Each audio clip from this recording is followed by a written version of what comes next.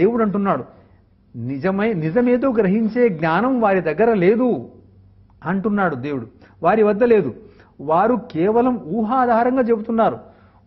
ఊహాధారంగా చెబుతున్నారు. రేపు వస్తాను, ఇది చేస్తాను, అది చేస్తాను అని వాళ్ళు ఊహిస్తున్నారంతే. అది వాళ్ళ ఊహ, కానీ అది సక్రమంగా అవుతుందనే గ్యారంటీ లేదు, వాళ్లకు తెలియదు కూడా అన్నది. కాబట్టి ఊహతో ఈ బ్రతకంతా ఊహతో బతుకుతున్నాం, ఏమైతుందో తెలియదు. ఈ మాటలు అంటున్నారు. స్పష్టమైన మా వాక్యాలను వారికి వినిపించినప్పుడు, స్పష్టమైన క్లియర్గా ఉండే మేము ఈ గ్రంథంలోని వాక్యాలు, ఓరే మానవులారా, ఇది అసలు సత్యం, అసలు ఇది జీవితం, అసలు సత్యం ఇది అని మనం వాళ్ళకి వినిపిస్తే వాళ్ళు ఏమంటారు? నీవు సత్యవంతుడవే అయితే మా తాత ముత్తాతలను లేపి తీసుకురా. ఓరే నాన్న, ఈ జీవితం శాశ్వతం కాదు, వెళ్ళిపోతావు, మరణం వస్తుంది, తీసుకెళ్లి మనవాళ్లే మనల్ని పాతిపెట్టొస్తారు, మరణం తర్వాత దైవం మళ్ళీ మనల్ని సమాధుల నుంచి లేపుతాడు, అక్కడ మనం ఇక్కడ చేసిన పనులన్నీ అడుగుతాడు, దానికి మనం సమాధానం చెప్పుకోవాలి అని దైవ ప్రవక్తలు చెబితే వాళ్ళు ఏమంటారు తెలుసా? ఈ వాస్తవాలు ఇవన్నీను, ఈ వాస్తవాల్ని నమ్మకుండా వాళ్ళు వాళ్ళ ఊహల ఆధారంగా వాళ్ళు ఏమంటారంటే, ఓ ప్రవక్త, ఇదంతా చెబుతున్నావా, మేము చచ్చిపోతామా, తర్వాత దేవుడు మమ్మల్ని లేపుతాడా? అట్లనా? అట్లయితే నీవు సత్యవంతుడవే అయితే, అంటే నువ్వు చెప్పిన ఈ విషయాలు నిజమే అయితే మా తాత ముత్తాతలను లేపి తీసుకురా. మా తాత ముత్తాతలు ఉన్నారు ఒకనాడు, అందరూ చనిపోయినారు, ఇక్కడ ఎవరు లేరుగా. అట్లయితే వాళ్ళు చనిపోయినారు కదా, చనిపోయిన వాళ్ళని దేవుడు లేపుతాడంటున్నావు కదా, మా తాత ముత్తాతలు చనిపోయినారు, కాస్త లేపుకొనిరా చూద్దాం నీ మాటలు నిజమైతే అని అంటారు ఓ ముహమ్మద్ ప్రవక్త అని దేవుడు ఇలా చెప్తున్నాడు. ఇలా అంటారు వాళ్ళు.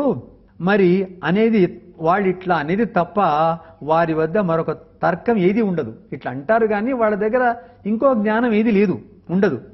ప్రవక్త, ఓ ముహమ్మద్ ప్రవక్త చెప్తున్నాడు, దేవుడు చెప్తున్నాడు ప్రవక్తతో, ప్రవక్త వారితో ఇలాను, వాళ్ళు ఇలా అంటారు కదా నిన్ను, మా తాత ముత్తాతను తీసుకురావయా, చచ్చిన తర్వాత దేవుడు బతికిస్తా అంటున్నావు కదా, ఇది కాస్త శాంపిల్ చూపించు, మా తాత చచ్చిపోయినాడు తీసుకుని రా బతికి అని అంటారు వాళ్ళు. వారితో ఇలా అను, ఈ మాట అను వాళ్ళతో, ఏమని?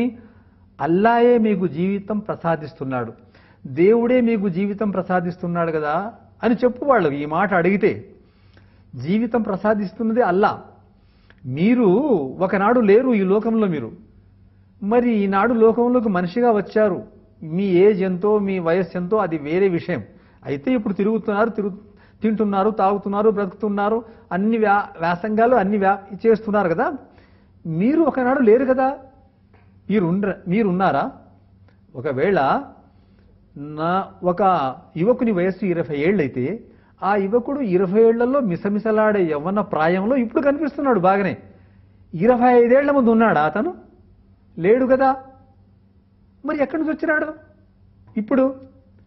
దాని తర్వాత మరి వాళ్ళ తల్లిదండ్రులకు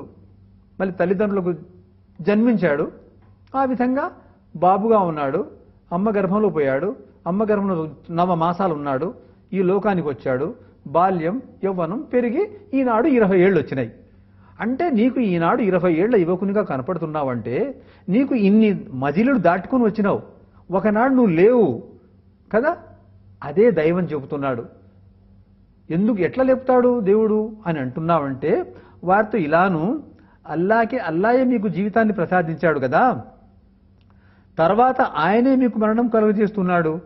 ఎప్పుడైతే నిన్ను ఒక మురికి నీటి బిందువు నుంచి మిమ్మల్ని ఒక మనిషిగా చేశాడో, నువ్వు ఒకనాడు లేవు, ఒకనాడు లేనివాడిని ఈనాడు మరి దాంపత్య జీవితం ద్వారా నువ్వు ఒక మురికి నీటి బిందువు ద్వారా నువ్వు ఒక మానవ జీవితాన్ని సంతరించుకున్నావు కదా. మరి ఇంతగా నువ్వు జన్మించిన నీవు, ఈ జన్మను పోసుకున్న నీవు, నీ జన్మనిచ్చిన దేవుడు మరి నిన్ను మరణించిన తర్వాత మళ్ళా బ్రతికించలేడా? నీకు మరణం తేలేడా దేవుడు? నీకు చావు మూడదా? దేవుడు నీకు మరణం ఇవ్వడా? జీవితం ఇచ్చేవాడు జీవితాన్ని తీసుకుంటాడు. జీవితం ఇచ్చే అధికారం గలవాడు, జీవితం ఇవ్వగల జ్ఞానం కలవాడు, జీవితం ఇవ్వగల స్థోమత కలవాడు నీకు మరణం ఇవ్వడా? ఒక సాధారణంగా ఆలోచించవలసిన విషయం ఇక్కడ చెబుతున్నాడు అల్లాహు తబారక తాలా. ఇంకా తర్వాతే ఆయన మీకు మరణం కలుగజేస్తున్నాడు, జీవితం ఆయనే ఇస్తున్నాడు, ఆయనే మరణం కలుగజేస్తున్నాడు. ఇందులో ఏం ఆశ్చర్యం ఉంది? మీరు ఆశ్చర్యపోతారు. ఆ పైన ఆయనే మిమ్మల్ని ప్రళయం నాడు సమావేశపరుస్తాడు. మా తాత ముత్తాతలను తీసుకురా ఎలా లేపుతారు, చనిపోయిన తర్వాత ఎలా లేపబడతారు అని అంటున్నావు కదా ప్రవక్త. అది మా తాత ముత్తాతలను బ్రతికించు అంటే వాళ్ళతో ఇలా చెప్పు ప్రవక్త, ఒకనాడు నువ్వు లేవు, నీకు జీవితం ఇచ్చాడు, తర్వాత మరణం ఇచ్చాడు, ఇవి రెండు ఇచ్చిన వాడు మళ్ళీ నిన్ను లేపలేడా అని వాళ్ళతో చెప్పు. అంతేకాదు ఆనాడు అంటే ఎంతమంది మానవులైతే ఉన్నారో, ఈ మానవాళి ఎంతైతే ఉందో వీళ్ళంతా ప్రళయం నాడు అంతా ఖతమైపోతారు. ప్రళయం వాళ్ళని కంప్లీట్గా ఒక్క మానవుడు కూడా బ్రతకకుండా మొత్తం చెరిపివేయబడుతుంది ఈ సృష్టి అంతా. అప్పుడు ఆ పైన ఆయనే ప్రళయం నాడు మిమ్మల్ని సమావేశపరుస్తాడు. ఆయనే అందరినీ ఒక చోటు తీసుకొస్తాడు. ఎంతమంది ఈ భూమి మీద జన్మించిన మొదటి మానవుడు ఆదం అలైహిస్సలాం, మొదటి మానవుని దగ్గర నుంచి, ఆది మానవుని దగ్గర నుంచి అంత్య మానవుడి వరకు ఇప్పుడైతే 750 కోట్ల జనాభా ఇంకా పుడుతూనే ఉన్నారు. ప్రతి సెకండ్కు జన్మిస్తూనే ఉన్నారు, పుడుతూనే ఉన్నారు, మరణించేవాళ్ళు మరణిస్తూనే ఉన్నారు. ఈ జీవన్ మరణాల ఈ రంగుల రాట్నం తిరుగుతూనే ఉంది.